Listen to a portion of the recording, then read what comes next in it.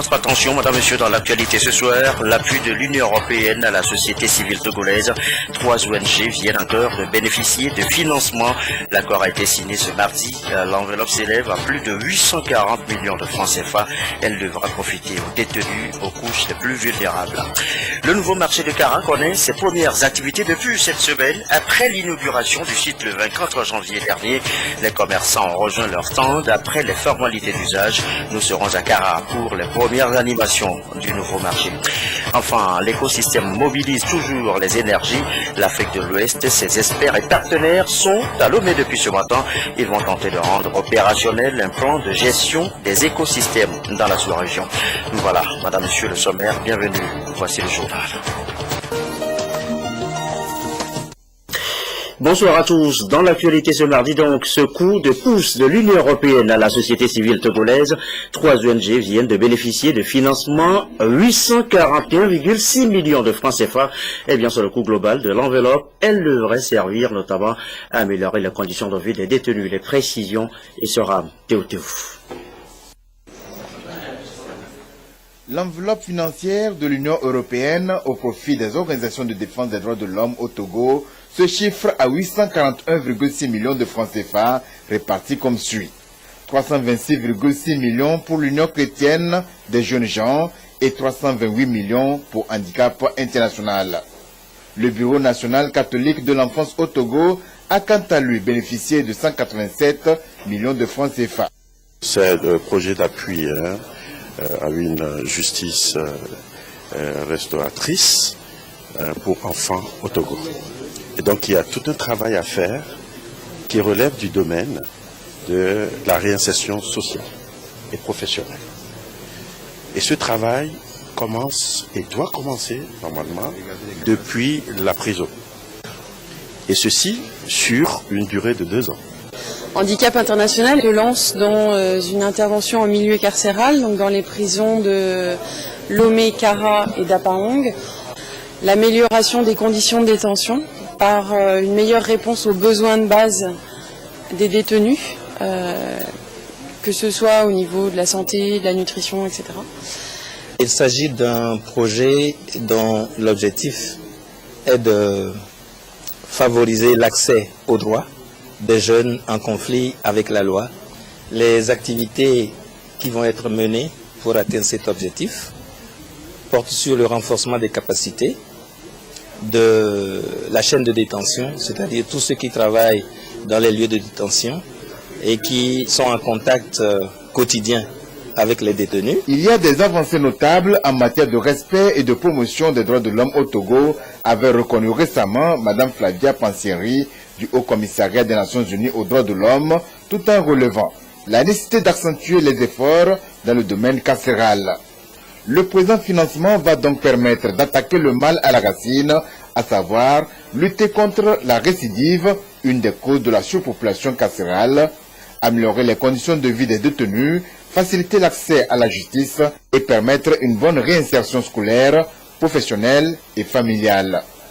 Les 3 organisations sont complémentaires dans leurs actions. Une autre chose importante, c'est que les 3 organisations vont travailler presque dans l'ensemble des territoires. Il y en a 2 qui vont couvrir les 5 régions du pays. Il y a une autre qui va couvrir les prisons de Lomé, Kara et d'Apaon, donc 80% de la population carcérale. Avec ces actions, on complète, en tout accord avec les ministères, on complète des actions en faveur d'une justice plus équitable. Les 3 ONG ont été retenus dans le cadre d'un appel à proposition et vont travailler en synergie avec toutes les associations de défense des droits de l'homme pour couvrir tout le territoire national. Pour des résultats probants, le vœu des bénéficiaires est de voir aboutir les réformes engagées dans le secteur judiciaire au Togo.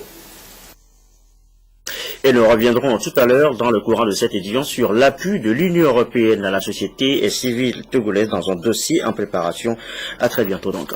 Dans la foulée, cette rencontre avec la presse ce matin de Joseph Weiss en toile de fond, un accord de financement au profit des étudiants de droit de l'Université de Lomé, le lancement d'une semaine de ciné germano-togolaise. Au-delà, Joseph Weiss a profité de cette rencontre avec les médias pour faire le point sur la coopération germano-togolaise. Le compte rendu avec Arnaud Kidou.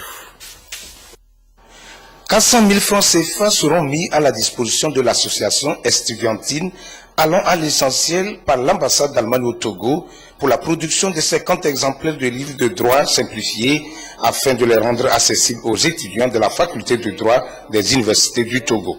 Le droit n'est pas enseigné dans les cours primaires et peut-être rarement dans certains lycées techniques. Donc, arrivé à l'université, l'étudiant est véritablement confronté à cette nouvelle discipline qu'il découvre. Et donc, il ne sait pas à quel sens se vouer. Alors, ce livre que nous publions leur permet, n'est-ce pas, de pouvoir facilement valider les unités d'enseignement qui sont, je dirais, pour la plupart nouvelles à ces étudiants-là. Autre sujet abordé par l'ambassadeur d'Allemagne, le 7e art. Selon lui, le cinéma allemand et celui du Togo ont une chose en commun. Ils sont trop peu connus du grand public. Pendant la semaine du cinéma germano-togolais qu'elle organise du 10 au 16 mars prochain, l'ambassade veut faire découvrir les réalités cinématographiques des deux pays.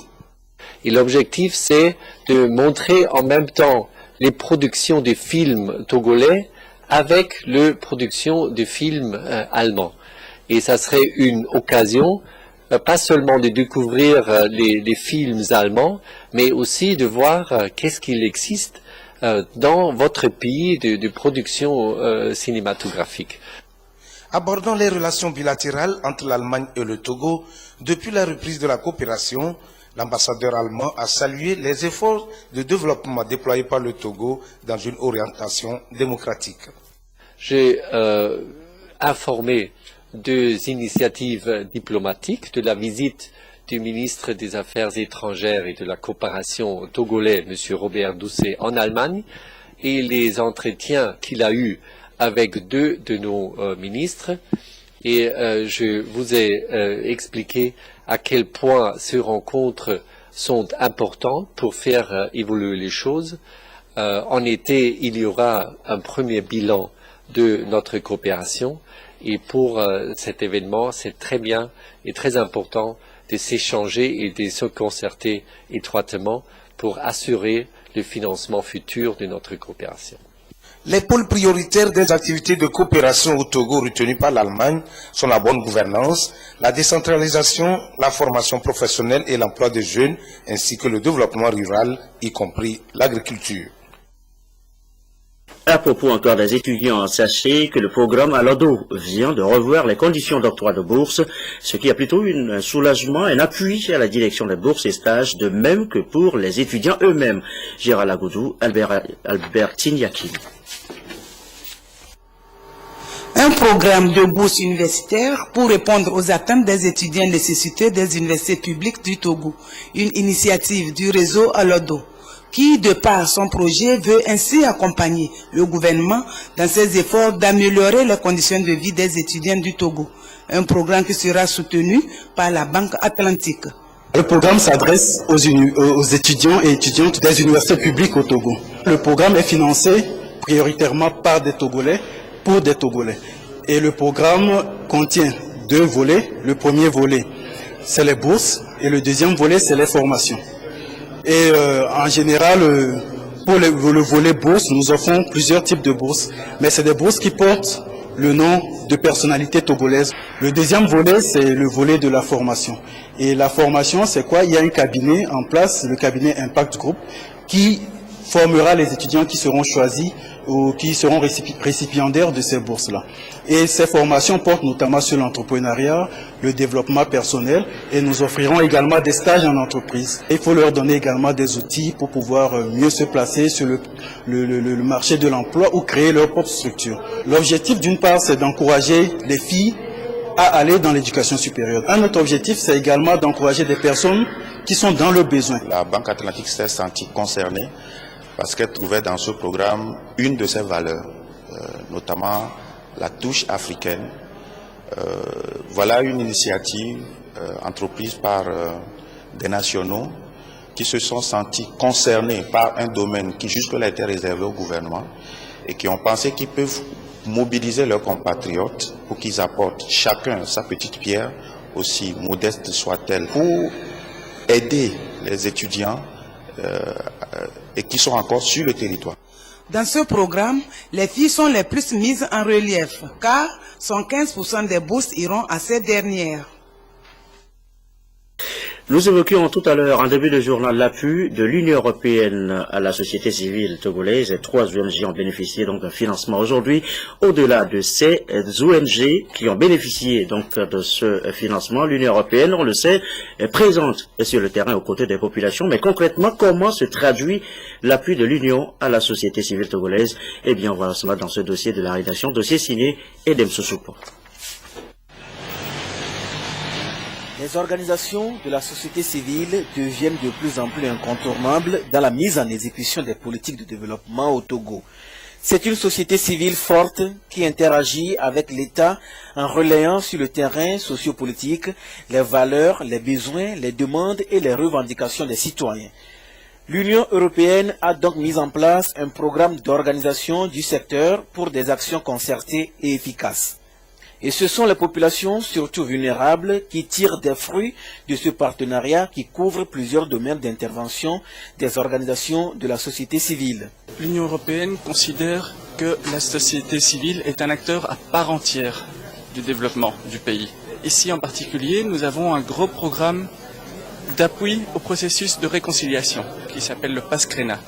Le but est de renforcer de façon globale les capacités de la société civile, de façon à ce que précisément elle puisse participer par des actions concrètes à ce processus de réconciliation nationale. Donc nous avons une unité de gestion de projet qui lance, par exemple récemment nous avons lancé un appel à propositions qui visait à ce que les ONG puissent avoir accès à des financements pour mettre en œuvre des actions de plaidoyer en faveur de l'application des recommandations de la Commission Vérité, Justice et Réconciliation. À côté de ça, nous lançons régulièrement des appels à propositions, là encore, à destination des organisations de la société civile ou des autorités locales.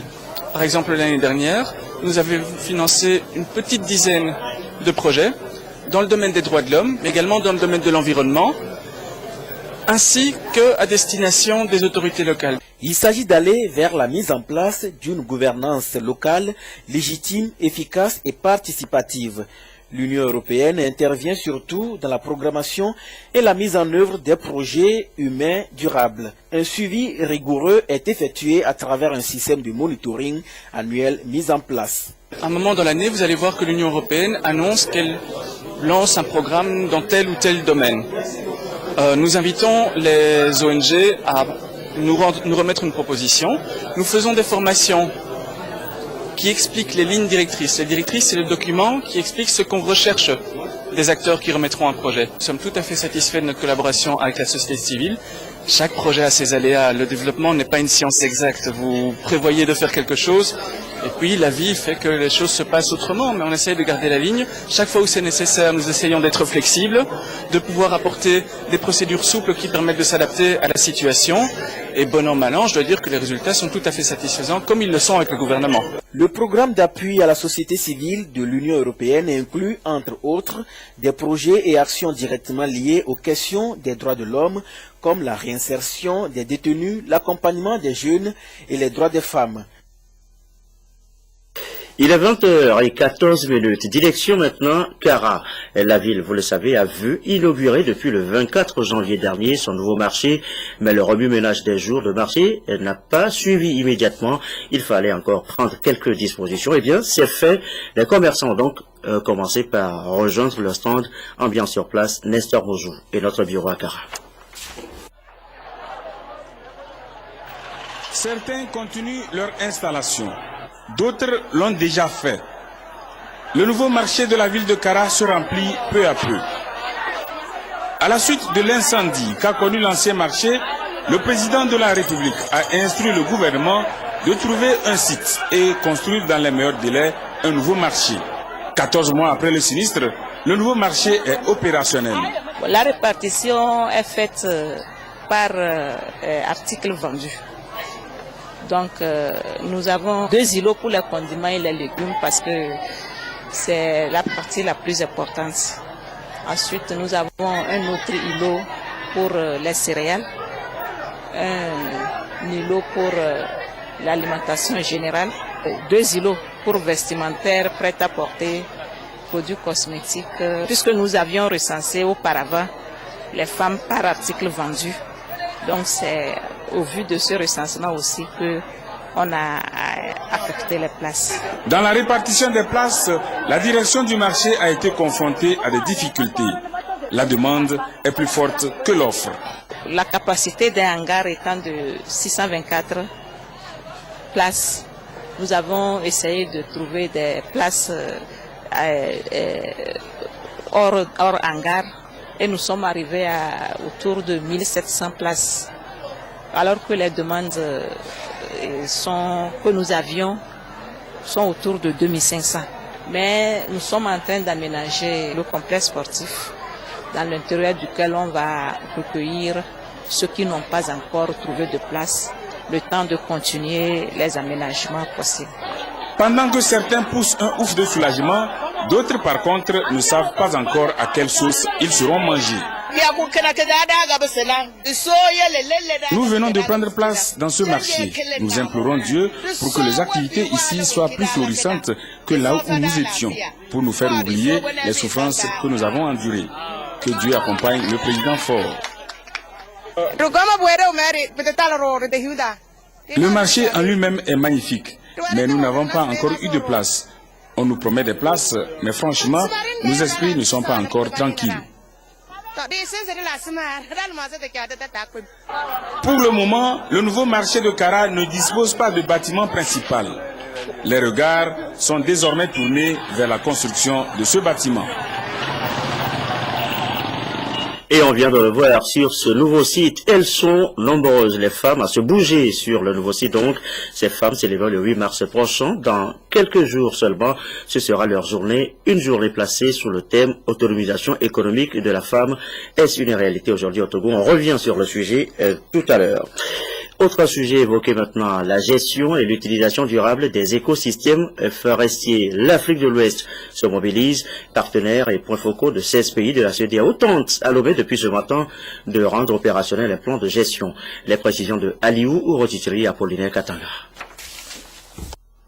Face aux enjeux liés à la dégradation de l'environnement dans l'espace CEDEAO, les pays membres optent pour des actions communes avec plus d'efficacité dans la lutte. La rencontre d'Abidjan de 2013 du comité interministériel s'est penchée sérieusement sur la question et a finalement validé le plan de convergence pour la gestion et l'utilisation durable des écosystèmes forestiers. Ce plan a fait du chemin eu égard aux résultats attendus. Aujourd'hui, il est question à Lomé de mobiliser les partenaires et les points focaux nationaux pour la mise en œuvre de ce plan.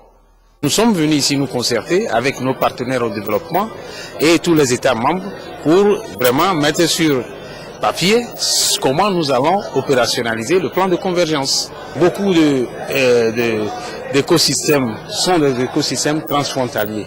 Il faut une coopération entre les États pour pouvoir le mettre en œuvre. Certaines activités concernent bien sûr la concertation entre les États pour pouvoir gérer à bien les écosystèmes partagés. Nous avons fait des avancées significatives.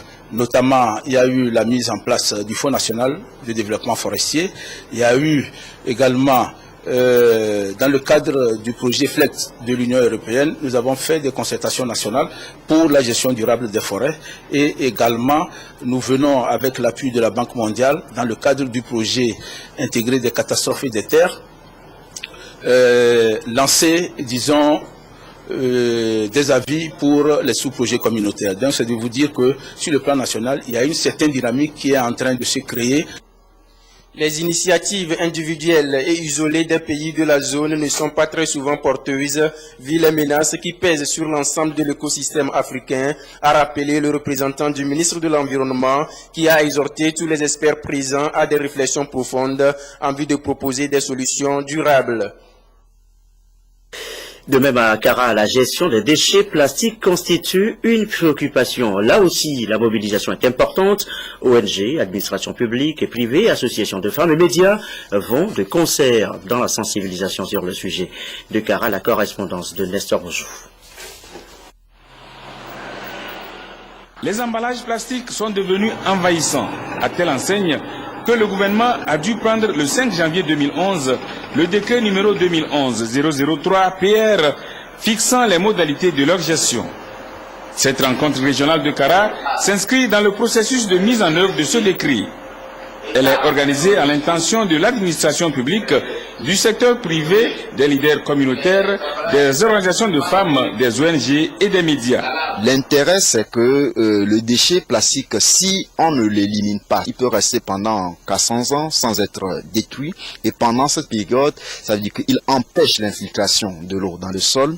Il peut même empêcher le développement des plantes que nous cultivons, parce que si votre semence tombe dans un sachet plastique, elle pousse et puis elle s'arrête là parce qu'elle ne pourra pas trouver la possibilité de pousser ses racines et trouver les matières organiques pour pouvoir se développer. Donc c'est un danger. Les déchets plastiques, lorsqu'ils remplissent les caniveaux, ils empêchent l'eau de s'écouler et l'eau va prendre d'autres directions. C'est des problèmes récurrents qu'on a dans nos villes et dans nos campagnes. Dans la gestion des sachets et emballages plastiques, le recyclage s'impose comme une solution viable pour un développement durable. La sensibilisation des groupes cibles de cet atelier a tourné aussi autour de cette solution.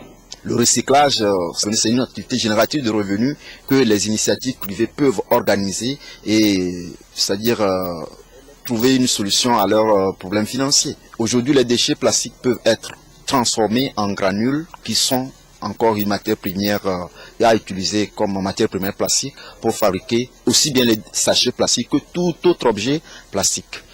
Il n'est jamais tard pour mieux faire. Les participants à l'atelier ont été conviés à partager avec leur entourage les connaissances acquises afin de gérer au mieux les emballages plastiques. Elles sont nombreuses, les femmes, on vient de le voir à se bouger tout à l'heure sur le nouveau site du marché de Kara. Et ces femmes célébreraient le 8 mars prochain. Dans quelques jours seulement, ce sera leur journée. Une journée placée sous le thème autonomisation économique de la femme. Est-ce une réalité aujourd'hui au Togo? Enquête signée Maryse Akotier. Au Togo, les femmes représentent 56% de la population active. Nombreuses d'entre elles exercent dans l'informel en menant des activités lucratives afin d'être financièrement indépendantes. Mais de façon plus profonde, les pesanteurs socioculturelles nuisent les efforts déployés par l'État et ses partenaires pour promouvoir la femme togolaise. Malgré ces difficultés, certaines femmes émergent du lot. Je peux dire que je vis une autonomisation économique un peu partielle. Nous nous efforçons de travailler, de bien travailler, de faire ce que nous faisons avec excellence. Mais à cause de la cherté de vie, parfois nous rencontrons quelques difficultés. Le renforcement des capacités des femmes, de même que la mise à leur disposition des facteurs de production, leur permet d'améliorer progressivement leur situation. Elles excellent de mieux en mieux dans la gérance de leur activité économique. La Togolaise que je connais bien aide beaucoup à l'avenir de ses enfants. Donc ces sommes, économiquement, ils vont dans des casiers. Il y a la maison, il y a les enfants, il y a le mari a besoin d'avoir une voiture pour pouvoir amener les enfants à l'école ou bien pour pouvoir faire ses activités. C'est là les moyens le fera. Donc ces revenus sont très très bien partagés. Je ne pense pas qu'elle garde des revenus pour, pas un gros pourcentage pour elle-même. Elle investit beaucoup dans ses enfants. À part la famille, j'ai une association qui aujourd'hui est devenue ONG. Je travaille dans les centres en vol et je suis auprès des orphelins, dans les orphelinats. Cependant, une question se pose. Le fait pour une femme d'être financièrement épanouie est-il une menace pour la stabilité conjugale? Mettre en branle le foyer, mais je ne pense pas. Je rencontre des femmes, elles peuvent acquérir des biens importants, mais des fois elles se font accompagner par leur mari, rien que pour une assistance, rien que par respect pour lui. Pour obtenir de meilleurs résultats concernant cette autonomisation, La scolarisation des jeunes filles, l'accès à des emplois décents et le financement des micro-projets au profit des femmes pourraient favoriser davantage leur émergence. Dans le reste de l'actualité, aux retraités de la communication, le ministère reconnaissant après 30 ans de bons et loyaux services, 42 retraités, tous du secteur communication, ont été honorés cet après-midi par la ministre de tutelle. Récit, Gérald Agoudou, Pierre Soussoupan. Photo de famille, puis cocktail d'adieu. Une cérémonie sobre, mais conviviale, en honneur aux retraités relevant du ministère de la Communication, de la Culture, des Arts et de la Formation civique.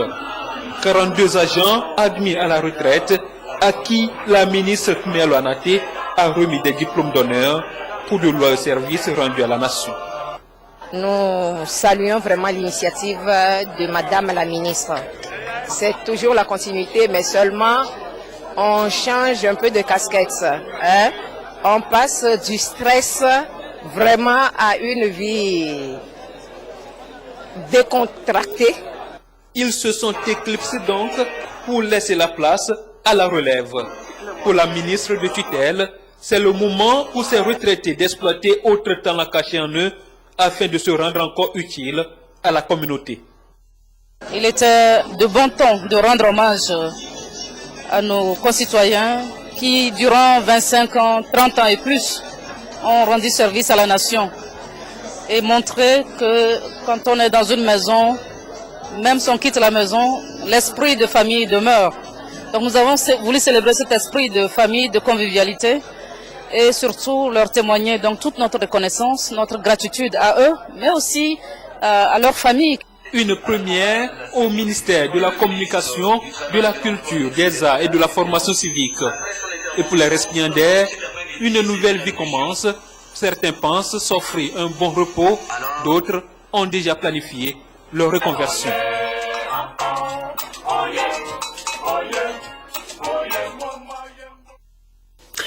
À signaler également dans l'actualité ce mardi ce don de matériel médical au CHR de Kara, Tomdé, la semaine dernière, don de l'association Cité francophone La Rochelle et Pharmacie humanitaire internationale. Le compte rendu de Nestor Roujou à Kara. Un nouveau partenaire pour le centre hospitalier régional de Kara Tomdé. Ce partenaire, basé en France, se nomme Cité francophone La Rochelle et Pharmacie humanitaire internationale. Au premier contact, l'association est arrivée les bras chargés de matériel médical pour l'hôpital. Mon association est une association humanitaire qui récupère du matériel médico et scolaire pour leur donner une nouvelle vie. Voilà, c'est dans ce cadre que j'ai ramené plein de choses à cet hôpital, qui est la première fois que je suis venu. Vous trouverez des lits médicaux, des déambulateurs, des chaînes roulantes, il y a plein de choses, des cannes, il y a plein de choses. Ce partenariat a été noué grâce à une ancienne patiente du CHR Kara Tomdé. Je savais depuis des années qu'il venait faire des dons et ça se résumait souvent à la capitale. C'est à Lomé que les choses sont réceptionnées pour la plupart du temps. J'ai insisté à ce que cette année, que la région de la Kara aussi puisse en profiter. Nous avons bénéficié donc d'un lot de matériel qui va nous aider à améliorer la prise en charge des patients et à offrir des soins de qualité. Le préfet de la COSA, le colonel Badiba Oubakali, a joint sa voix à celle du directeur du CHR Kara Tomdé pour remercier l'association Cité francophone La Rochelle et Pharmacie humanitaire internationale pour ce don de grande portée sociale. L'actualité en quelques mots avant de refermer cette édition. Près de 2000 personnes ont pris part hier lundi à Londres à une cérémonie en hommage à l'ancien président Nelson Mandela, décédé en décembre dernier. Des chants sud-africains ont résonné dans l'abbaye du Westminster en présence du premier ministre britannique David Cameron et de l'archevêque sud-africain Desmond Tutu. Le vice-président sud-africain Galéman Motlanthe a rendu un vibrant hommage aux militants de la lutte contre l'apartheid. Une plaque commémorative sera sera installé dans l'abbaye cette année à l'honneur de Nelson Mandela. Ce communiqué, le ministère du Développement à la base de l'artisanat, de la jeunesse et de l'emploi des jeunes communique. Le Fonds d'appui aux initiatives économiques des jeunes, FAEJ, lance un appel à candidature pour la formation en technique de création et de gestion de micro-entreprises du 24 au 31 mars 2014 à l'intention des 500 jeunes désireux de créer leur propre entreprise. La formation se déroulera par vague de 100. Les candidats seront admis à l'issue d'un test de présélection qui aura lieu le lundi 17 mars 2014. Ceux dont l'âge est compris entre 18 et 29 ans seront éligibles à la subvention de la Confégès. Les autres seront soumis au processus de sélection du dispositif d'appui technique et financier du FAEJ. Les conditions à remplir sont à consulter dans le quotidien national Togo Presse. Fin de cette édition. En rappel, sachez que l'Union européenne apporte son soutien à la société civile togolaise à travers une convention de financement dont 3 ONG sont bénéficiaires ce mardi. L'enveloppe s'élève à plus de 840 millions de francs CFA, une aide en faveur des détenus. La météo dans un instant avec les prévisions du soir. Cléo Sabine Poco dans un instant. À suivre également sur notre antenne ce soir, le magazine Santé d'abord. Carole Peto à Fangbeji et son invité nous parle du cancer de la prostate. À suivre à partir de 20h45. Merci à vous qui nous suivez ce soir à Londres, en Angleterre, sur la télévision togolaise et comme d'habitude, toujours fidèlement. Excellente fin de soirée chez vous.